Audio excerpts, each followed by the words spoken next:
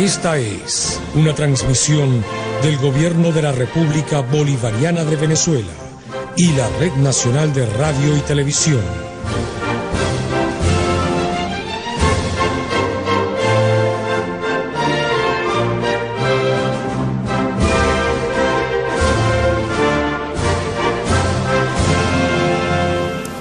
Bueno, esto es una cadena nacional para todos los espectadores. Esto, lo siento, pero esto es muy importante. Vamos a entrevistar a una de las niñas de la Fundación Solidaridad. Ven por allá. Ahora, me vas a contar cuál es tu experiencia acá en la Fundación. Bueno, a mí me gusta tocar los instrumentos, me gusta cómo me enseñan,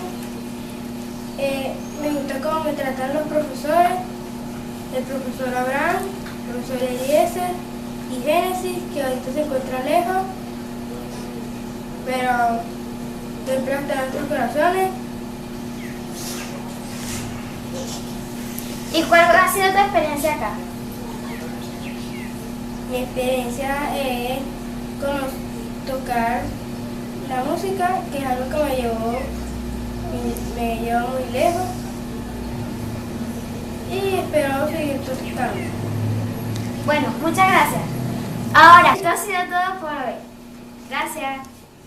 Seguimos con la cadena nacional. Ahora vamos con una de las chicas de la Fundación Sonidos de Vida. Dime, ¿cómo te has sentido? ¿Qué has aprendido?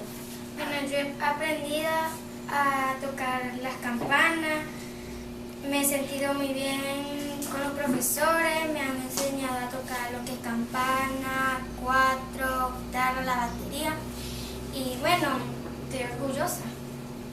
Bueno, eso es todo. Termina la cadena nacional.